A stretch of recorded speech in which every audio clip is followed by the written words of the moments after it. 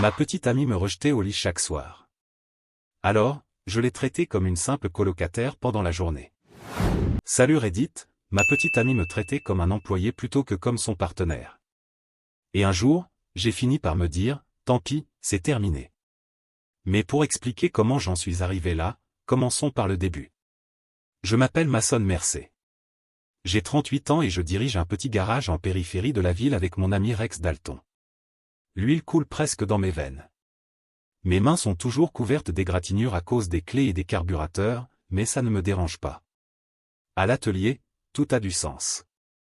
Si quelque chose est cassé, on découvre pourquoi et on répare.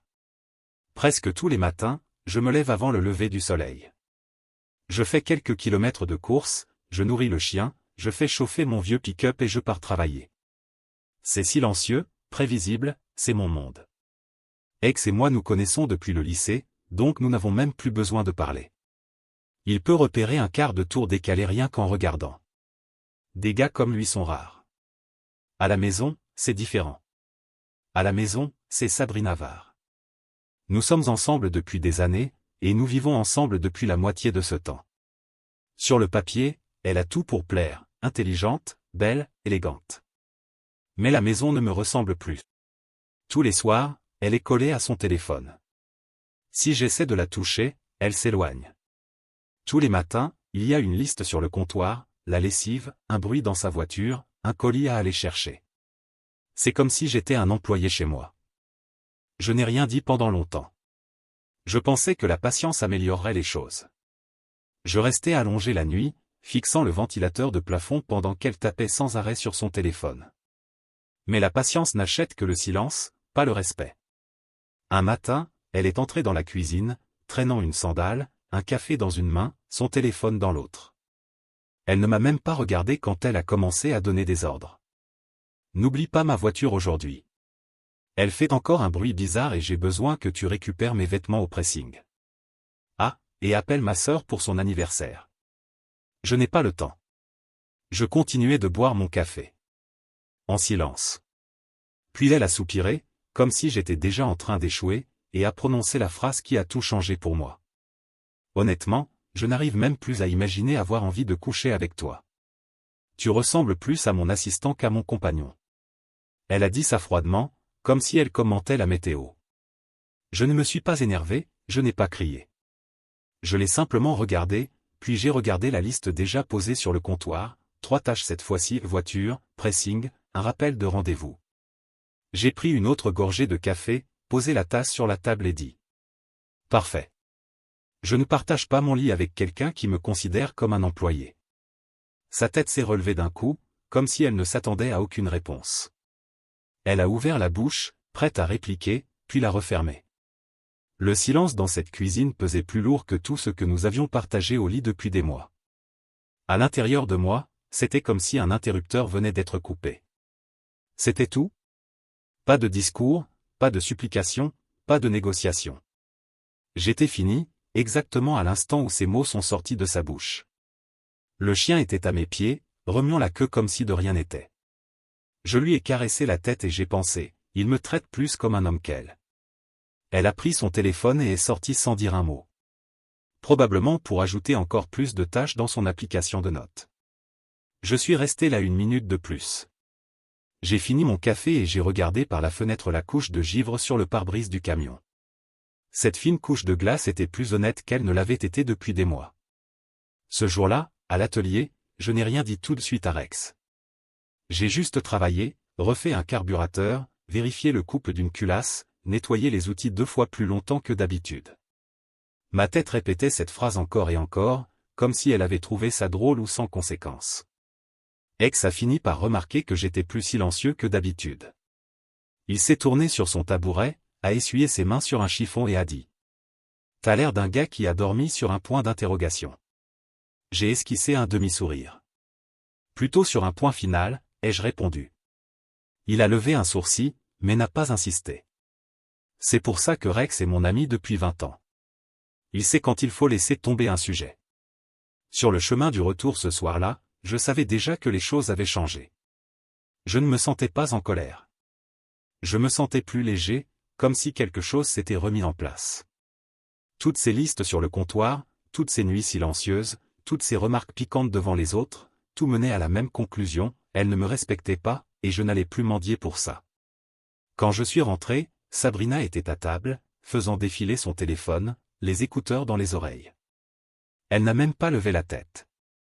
Le lendemain matin, sa liste m'attendait encore sur le comptoir. Même écriture, même ton, comme si tout était urgent, comme si j'étais l'homme engagé pour faire ses courses. Je ne l'ai même pas lu. Je l'ai simplement plié en avion en papier, les lancé d'un geste propre et les laissé tomber dans l'évier, sans dire un mot.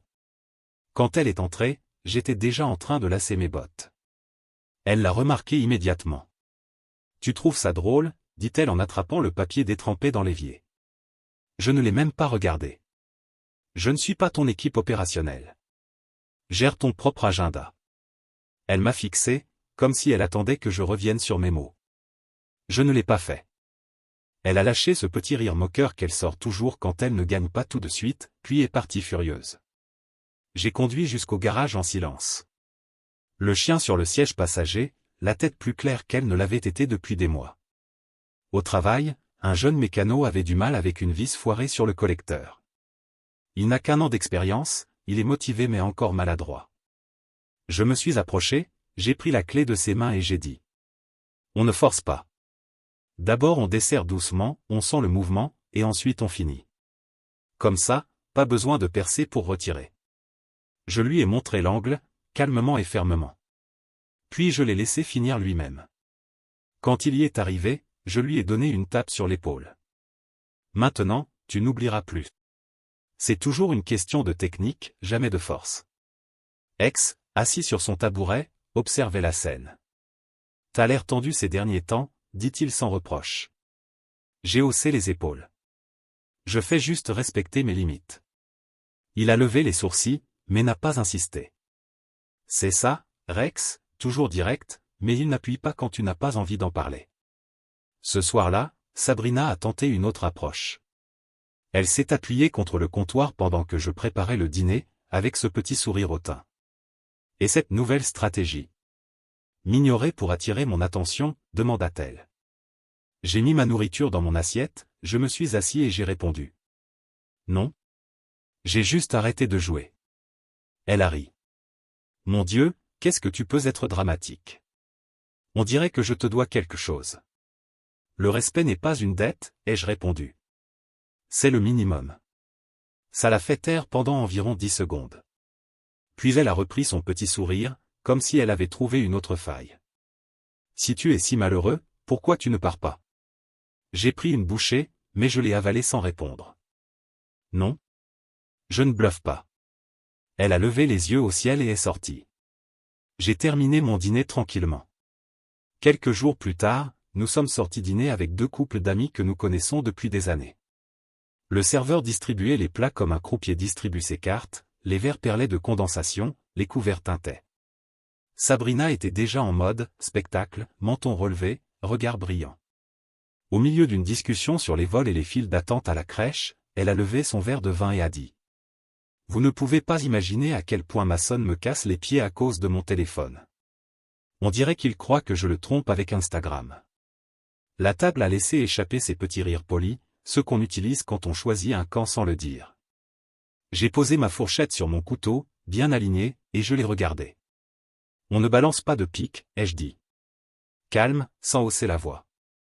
Les rires se sont arrêtés. Quelqu'un a compris. Le serveur est revenu avec un panier de pain, atterrissant comme un parachute sur la table. Sabrina a tenté de sauver les apparences avec un petit sourire. Détends-toi, c'était juste une blague. Mais personne n'a suivi. J'ai bu une gorgée d'eau et je suis retourné à mon steak. La conversation a dérivé maladroitement vers les projets de vacances. Dans la voiture, elle a croisé les bras et m'a fixé. Tu m'as humilié? Non, ai-je dit en entrant sur l'autoroute. J'ai juste corrigé les faits. Elle s'est tournée vers la fenêtre et est restée ainsi tout le trajet, son reflet me lançant des regards furieux. J'ai gardé les mains sur le volant et laissé les pneus parler. Plus elle essayait de me piquer, moins je réagissais. C'était la nouvelle règle. Elle essayait de me provoquer, faisait des commentaires, cherchait une réaction. Un matin, elle est passée devant moi pendant que je nouais mes lacets et a dit. Tu es tellement sérieux ces temps-ci. Ne me dis pas que tu fais d'une crise de la quarantaine. Je me suis levé, j'ai attrapé mes clés et j'ai répondu. La crise, c'est d'avoir besoin de l'approbation de quelqu'un. Moi, je n'en ai pas besoin. Et je suis parti. Une autre nuit, elle est entrée dans le salon pendant que je dessinais l'esquisse d'un cadre pour restaurer une moto. Elle s'est appuyée sur le dossier du canapé et a dit. Tu crois vraiment que quelqu'un s'intéresse à cette ferraille sur laquelle tu bosses? Tu passes plus de temps avec des boulons qu'avec moi. Je n'ai même pas levé la tête. Les boulons, eux, ne se plaignent pas. Elle a soufflé bruyamment et est partie. J'ai repris mon dessin. Mon temps a commencé à tourner davantage autour de moi. J'ai doublé mes courses matinales. J'ai dépoussiéré les haltères dans le garage et j'ai recommencé à m'entraîner après le travail. Le projet de la moto a occupé mes soirées. Un vieux cadre que je voulais restaurer depuis des années.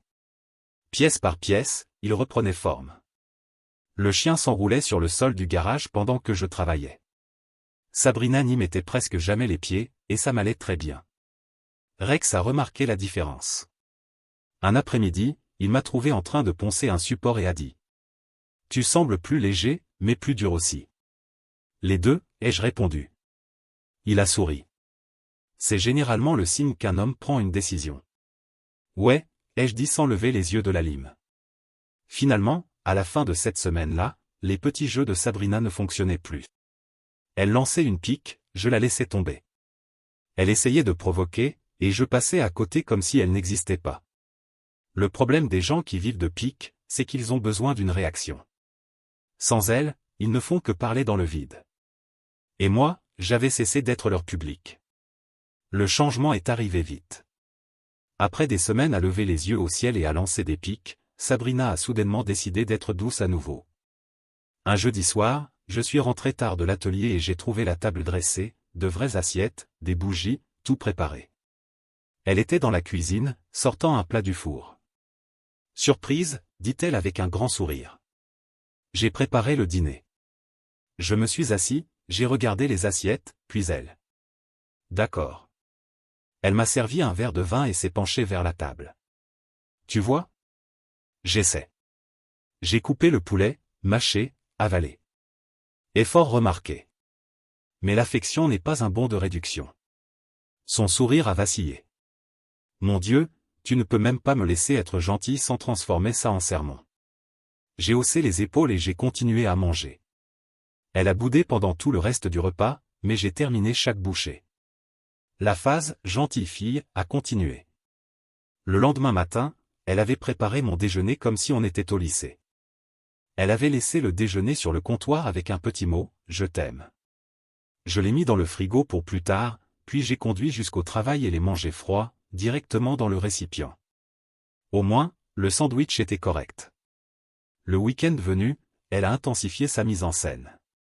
Sortons ce soir, a-t-elle dit, debout dans l'encadrement de la porte pendant que je travaillais sur le cadre de la moto. J'ai du travail ici. Allez, maçonne.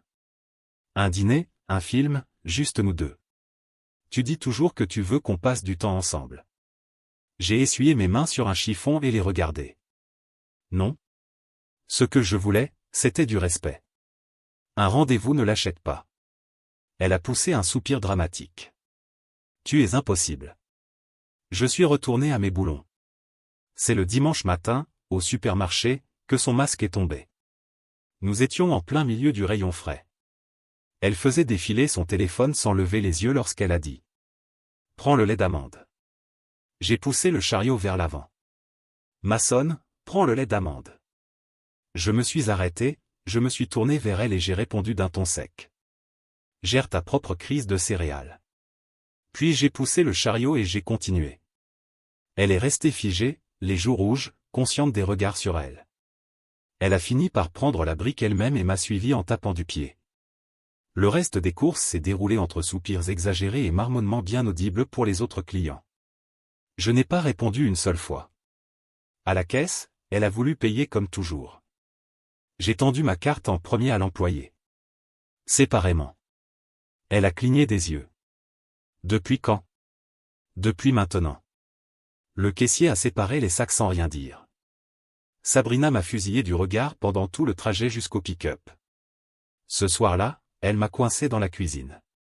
Tu m'as humilié au magasin. Je préparais un café. Non. J'ai établi une règle.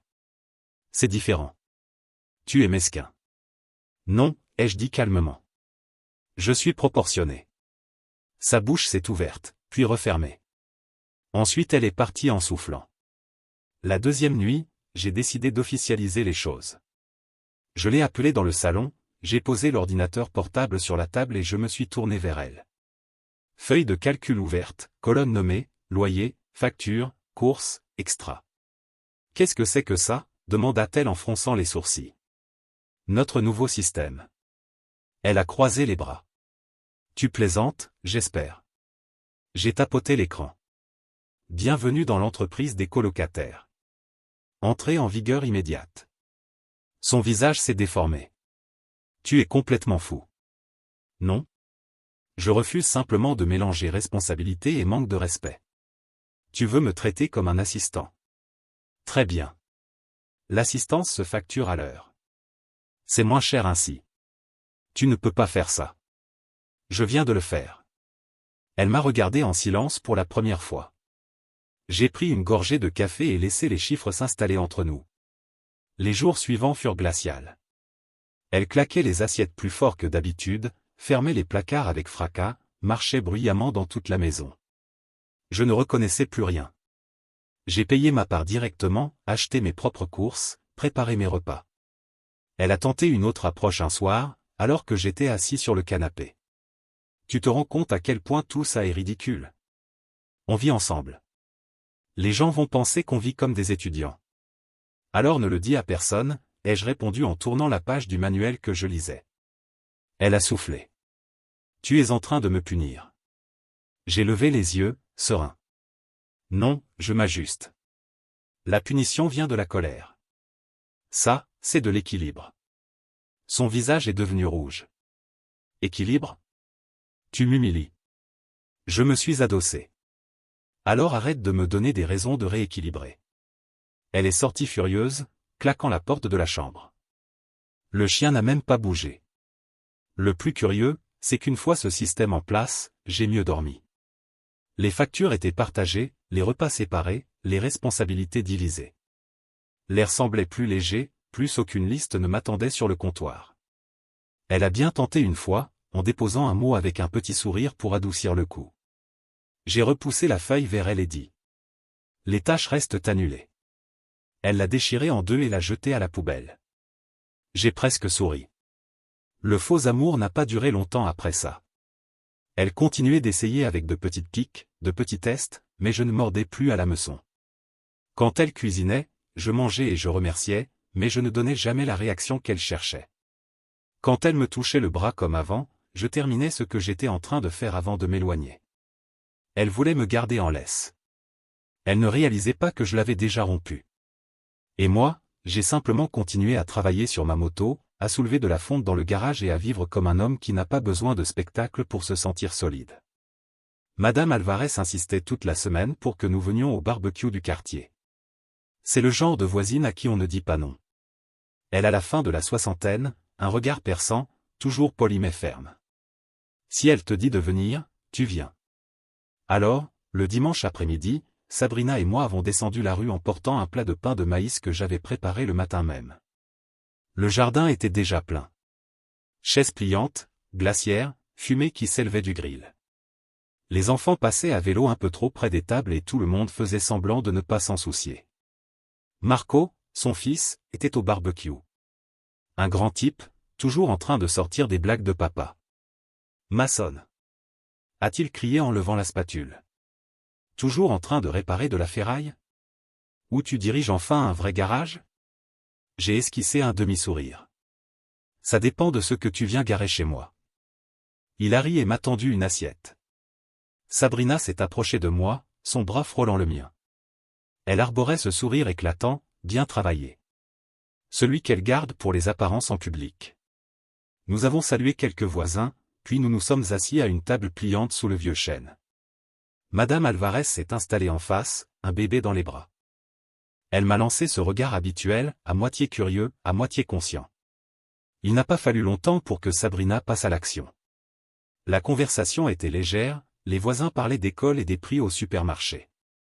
Puis Sabrina s'est penchée vers moi, les yeux fixés sur les miens, et a dit assez fort pour que tout le monde entende. Vous ne pouvez pas imaginer à quel point Masson est grincheux ces temps-ci. On dirait que je ne peux pas vivre sans son approbation. Les gens ont ri poliment, mais mal à l'aise, ce genre de rire qu'on lâche parce qu'on ne sait pas quoi faire d'autre. J'ai posé ma fourchette sur la table, les regardé droit dans les yeux et j'ai dit. Fais attention, Sabrina. Tu confonds honnêteté et manque de respect. Ce n'est pas la même chose. La table est restée silencieuse. Même Marco a cessé de retourner les hamburgers pendant une seconde. Sabrina a cligné des yeux, les joues rougies, puis elle a éclaté d'un rire trop fort. Je plaisantais, c'est tout, a-t-elle dit. J'ai repris ma fourchette et j'ai continué à manger. Je n'ai pas ajouté un mot. Les voisins ont changé de sujet et ont parlé de la météo. Mais l'ambiance n'était plus la même, tout le monde avait entendu. Sur le chemin du retour, Sabrina a finalement explosé. Tu m'as humilié, a-t-elle sifflé. Je n'ai rien dit. Non, je t'ai éclairé. Elle s'est arrêtée sur le trottoir. Tu t'entends parler? Je suis folle. Je l'ai regardée, calmement. La folie, c'est de laisser les gens penser qu'ils peuvent rire de moi pendant que toi, tu alimentes leurs paroles. Elle a serré la mâchoire et est partie en avant, ses talons frappant violemment l'asphalte. Je l'ai laissé aller. Cette semaine-là a marqué le début de la phase « collante ». Samedi matin, nous nous promenions au marché des producteurs. Sac en toile, soleil doux, quelqu'un testait une enceinte avec de la vieille country. Elle a glissé son bras sous le mien et s'est tournée vers un couple de notre rue. « Voici mon Masson », a-t-elle dit d'une voix dégoulinante de miel. « Nous allons très bien, pas vrai mon amour ?» Elle a ri avant même que je puisse répondre. Le couple a souri de ce sourire poli qu'on offre quand on nous tend un prospectus. J'ai choisi des tomates, en ai pesé 2 dans la paume de ma main, payé les œufs, et gardé mes réponses courtes. Elle continuait à raconter notre histoire pour le public. Petite pression de la main, baiser rapide sur l'épaule, un rire aigu qui n'était même pas le sien. Quand elle a essayé d'entrelacer nos doigts pour la 3e fois, j'ai doucement libéré ma main pour compter l'argent et ranger la monnaie. Pas de scène, juste des transactions. Dans le parking, elle a claqué le coffre un peu trop fort. « Tu me fais passer pour une désespérée », a-t-elle lancé, la chaleur montant de l'asphalte. J'ai glissé la boîte d'œufs dans la glacière pour qu'il ne se casse pas, puis je l'ai regardé. « Alors arrête de te mettre en vitrine. » Elle a soufflé, est montée côté passager et a fixé le vide. J'ai conduit jusqu'à la maison, vitre baissée, radio éteinte. Le sac a bougé une fois, puis s'est immobilisé. Stable. Comme les choses le deviennent quand on les porte correctement et qu'on arrête de prétendre qu'elles sont légères. Ces petits numéros ne me dérangeaient plus. S'ils faisaient quelque chose, c'était de rendre plus facile le maintien de la distance. Plus elle s'agitait, moins je réagissais. Elle commençait à manquer de levier. Alors j'ai investi davantage de mon temps en moi-même. Me lever plus tôt signifiait courir plus longtemps. Après le travail, j'allais dans la salle de sport du garage. Développé couché, soulevé de terre, traction. Pas de musique, pas de distraction, juste le poids et la respiration.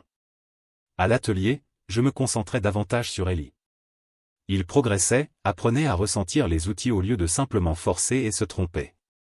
Un après-midi, il a serré une courroie sans que j'intervienne une seule fois. Quand elle a tourné parfaitement, il a souri comme un enfant. « Tu commences à comprendre ?» ai-je dit. Ex a entendu. « Enfin, tu formes vraiment le gamin, hein ?» a-t-il plaisanté. Ellie a ri en s'essuyant les mains. C'est plus facile quand il explique les choses au lieu de juste me fixer. J'ai esquissé un demi-sourire. Le regard fait partie du processus.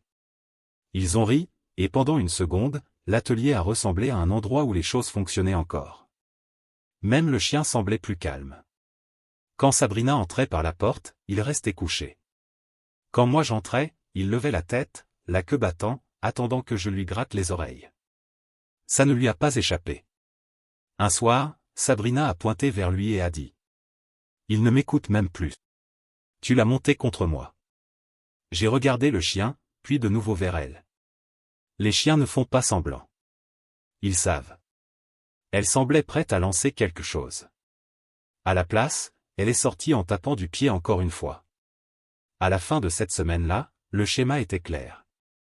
Sabrina intensifiait ses démonstrations publiques, essayant de se coller à moi.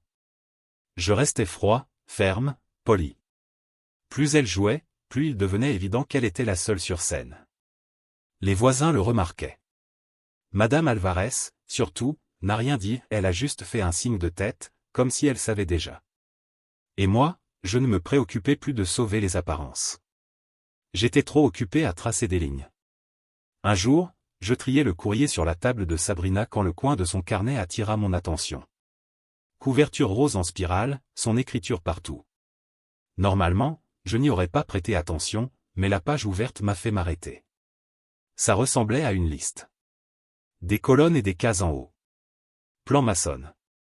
La première ligne disait, voiture réparée, cuisiner, dîner, affection. Puis, course effectuée, compliment, petite récompense, ignorer la mauvaise humeur, pas de proximité, leçon apprise. J'ai lu la page jusqu'en bas, l'estomac se resserrant. Ce n'était pas une liste de tâches, c'était un système. Une façon de me gérer. J'ai reposé le courrier, pris le carnet et l'ai posé au centre de la table de la cuisine. Quand elle est rentrée de son cours de sport, encore en legging, les cheveux attachés, elle s'est figée dès qu'elle l'a vu. « Qu'est-ce que c'est que ça ?» demanda-t-elle un peu trop vite. « Tes notes » ai-je répondu. Ma voix était ferme. « Tu veux m'expliquer pourquoi je suis devenu un programme ?» Elle a ri nerveusement. « Oh mon Dieu, tu fouilles dans mes affaires maintenant ? C'est pathétique. » Non. Ce qui est pathétique, c'est de me réduire à un organigramme. Ses yeux se sont plissés. Tu ne sais même pas ce que c'est. Tu déformes tout. Ah oui ? Voiture réparée égale affection. Ça me paraît assez clair. Elle a croisé les bras. C'est juste un journal. Je me défoulais. Écrire m'aide à traiter les choses. Traiter ? Ai-je dit en me penchant en arrière. Tu appelles l'affection un coupon et les tâches des étiquettes de prix. Ce n'est pas traiter, c'est manipuler. Elle a posé violemment sa bouteille d'eau sur la table. Tu exagères toujours. J'essayais seulement d'organiser mes pensées. Tu agis comme si tout ce que je faisais était un complot contre toi. Je n'ai pas cligné des yeux. C'est parce que tu ne donnes pas de respect. Tu le rationnes. Sa mâchoire s'est crispée. Tu déformes tout. C'est moi qui fais tourner cette maison. Tu devrais me remercier. Pourquoi ? Pour avoir transformé l'intimité en programme de fidélité ? Elle a levé les mains. Mon Dieu, écoute-toi parler. Tu es paranoïaque. Non ? Je suis éveillé. Grosse différence. Ça l'a fait taire un instant. Puis les larmes ont commencé à couler. Exactement selon le script. Tu ne comprends pas à quel point j'essaie, dit-elle d'une voix tremblante. Tu crois que j'aime me disputer avec toi ? Je veux juste qu'on revienne à la normale. Je n'ai pas bougé. Le « normal » est mort le jour où tu as décidé que le respect était optionnel. Elle a enfoui son visage dans ses mains. Pourquoi es-tu si cruel ? Cruel ? Ai-je secoué la tête ?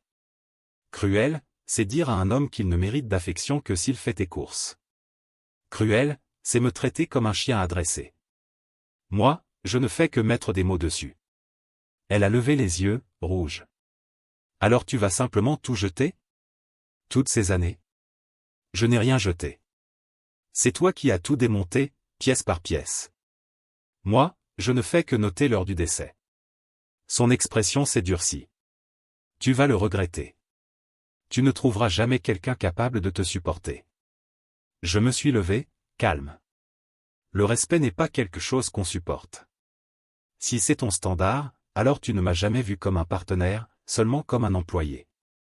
Elle a repoussé le carnet comme s'il la brûlait. Tu crois être si juste ? En réalité, tu es juste froid. C'est pour ça que ça ne fonctionne pas. Tu ne ressens rien. Faux, ai-je dit. Je ressens beaucoup. Je ne gaspille simplement pas mes sentiments pour quelqu'un qui traite l'intimité comme un programme de récompense. Elle a secoué la tête, les larmes coulant désormais librement. Alors c'est fini? Tu en as vraiment fini? Le respect n'est pas négociable, ai-je répondu.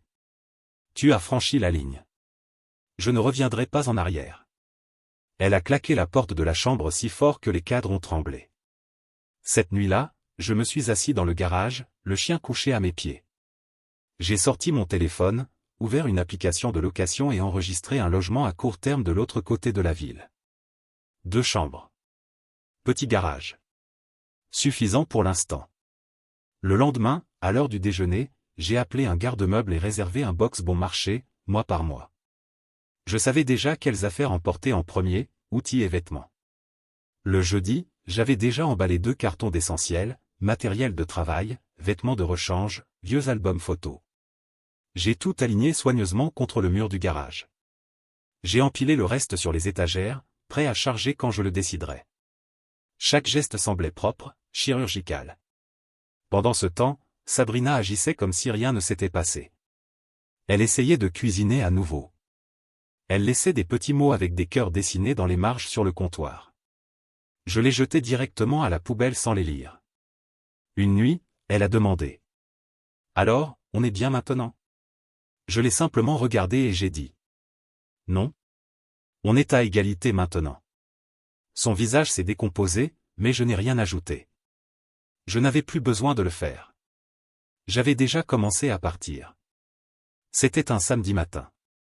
La lumière du jour s'étendait sur la table de la cuisine. J'ai posé mon café, j'ai regardé Sabrina droit dans les yeux et j'ai dit. Je ne négocie pas le respect de base. C'est fini. Elle a cligné des yeux, surprise une seconde, puis a ri comme si je bluffais. Allez, arrête. Tu ne vas nulle part. J'ai fait glisser la clé de rechange sur la table. Je suis déjà prêt. Son visage s'est déformé. Tu es sérieux? Je me suis levé. J'ai pris mon sac posé sur la chaise. Elle a couru derrière moi dans le couloir. Alors quoi? Tu vas simplement partir? Tout abandonner? Je me suis retourné, calme. Nous n'avons rien construit. J'ai acheté. Tu as géré. Je vais reprendre ce qui m'appartient. Ses yeux se sont écarquillés. Comment ça? J'ai pointé vers le salon. Ce canapé. Je l'ai payé. La table de salle à manger aussi. Le meuble TV, le tapis, la moitié des ustensiles de cuisine. Je les prends aujourd'hui. Tu ne peux pas simplement vider la maison. Ce n'est pas la maison. C'est moi. Tu voulais un assistant? Maintenant, tu peux faire tes courses à même le sol. Elle a halté, incapable de parler. Le chien est passé devant elle et s'est placé à mes côtés, comme s'il avait déjà choisi. À midi, le camion était garé devant le garage. Ex est arrivé avec une remorque et un sourire. « Je ne pensais pas que tu le ferais aussi vite, a-t-il dit. J'ai haussé les épaules. Quand une machine meurt, on ne discute pas. On récupère les pièces qui valent encore quelque chose. Nous avons tout chargé, pièce par pièce. Elle est restée sur le pas de la porte, les bras croisés, murmurant des phrases entre ses dents. Tu es pathétique. Qui emporte des meubles après une rupture? C'est mesquin. Je n'ai pas arrêté de bouger. Celui qui achète est celui qui possède. C'est juste. Elle m'a suivi jusqu'au camion. Tout le monde va penser que tu as perdu la tête. Qu'il le pense, ai-je dit en chargeant la commode. Elle a levé les mains en l'air et est rentrée à l'intérieur. Quand nous avons terminé, la maison semblait creuse. Des traces dans la moquette là où le canapé se trouvait. Un mur vide à l'endroit où la télévision était fixée. La cuisine sonnait creusant la table. J'ai porté la dernière boîte des outils, un portrait encadré de mon père et les posé dans la benne. Sabrina est restée sur la rambarde du porche, secouant la tête. Tu vas le regretter, maçonne. Tu te réveilleras seul et tu regretteras de ne pas t'être battu pour nous. Je suis monté dans le camion.